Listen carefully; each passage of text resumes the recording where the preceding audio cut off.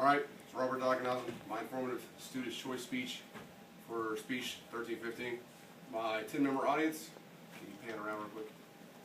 Show the audience, at least the back of their heads.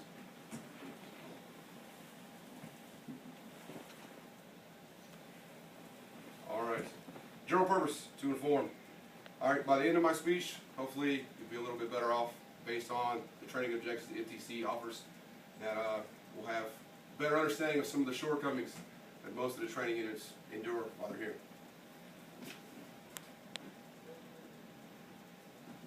Alright, how many units do you think are honestly tired of coming to NDC and getting just straight up shellacked by the outpour? All of them.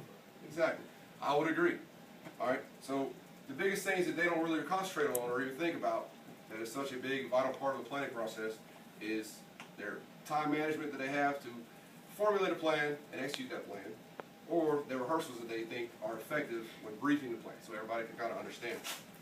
So when they come here and not really forget to do these items, they tend to fall a little bit short because they don't place such an emphasis on them as I believe they should.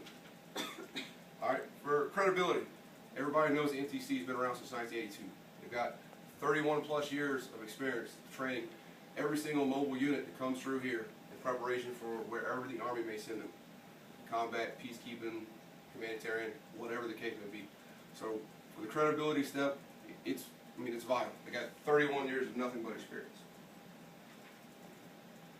Alright, the first one is the time management piece.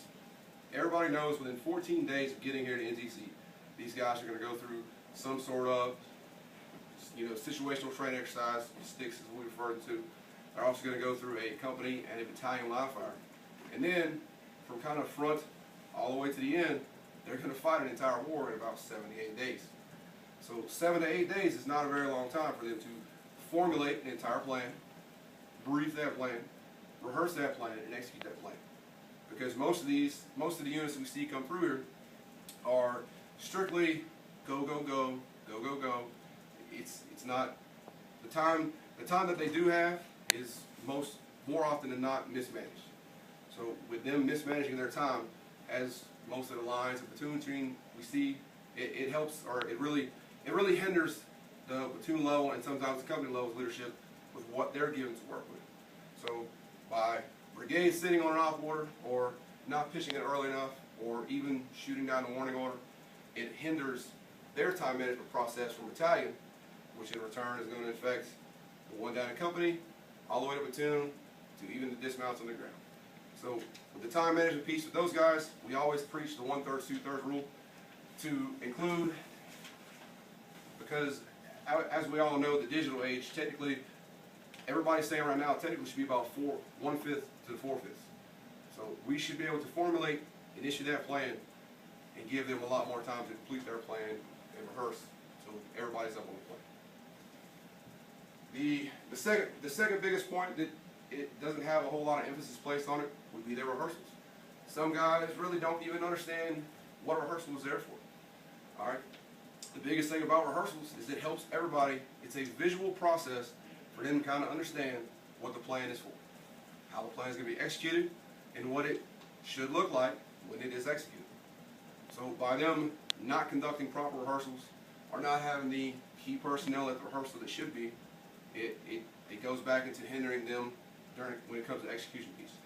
Some of them don't even understand what kind of rehearsals they should be doing, whether it should be full force or reduced force. They don't really. It's more like let me get my map.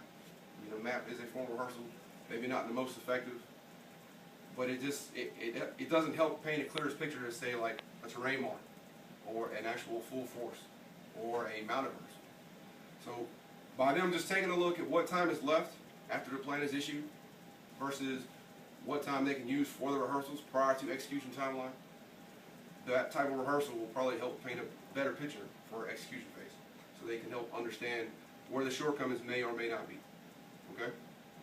So, in conclusion, we covered the two biggest shortfalls that we see at our National Training Center, which is time management and rehearsals, and the lack thereof, or the mismanagement of both.